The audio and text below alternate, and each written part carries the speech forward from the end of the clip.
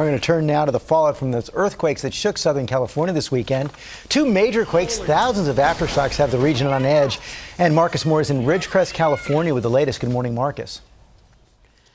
George, good morning. We are feeling aftershocks this morning as residents here recover from back-to-back earthquakes, including some who are having to start over. The family who lived in this house, it burned in the aftermath of Friday's earthquake. This morning, California is a state on edge, hit by the strongest earthquakes in 20 years, sparking fires, causing thousands to lose power, and creating uncertainty in businesses and homes across the Golden State. Oh my God. Oh my God. Oh my God.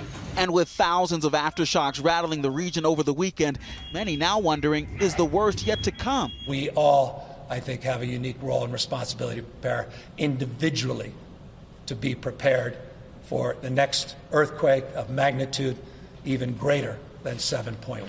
The 1-2 punch began on July 4th in Ridgecrest, 120 miles from Los Angeles. The first quake registering a 6.4 magnitude. A day later, a second quake registering 7.1. Watch this woman unable to get up and seek safety. And this 2-year-old dangerously close to a swaying trailer. Get up, get up, get up. The shaking even felt at the Los Angeles Dodgers game. How are they continuing to play baseball? Just to give you an idea of how powerful this earthquake was, look at this. The ground is split and there's a gash in the earth. And when the violent shaking started, it shifted the ground and left a crack that stretches for as far as the eye can see through the California desert. But miraculously, no lives lost. And experts say the number of aftershocks is now dropping. It is dropping off relatively quickly. The number of earthquakes that we're seeing here on Sunday is substantially below what we were seeing even yesterday on Saturday. And we felt a strong jolt about just over an hour ago here in Ridgecrest. And Dr.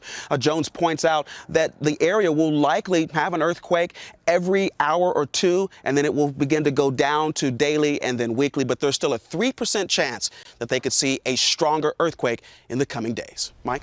Well, we hope the worst is over. All right, thank you, Marcus. Hi, everyone. George Stephanopoulos here. Thanks for checking out the ABC News YouTube channel. If you'd like to get more videos, show highlights, and watch live event coverage, click on the right over here to subscribe to our channel. And don't forget to download the ABC News app for breaking news alerts. Thanks for watching.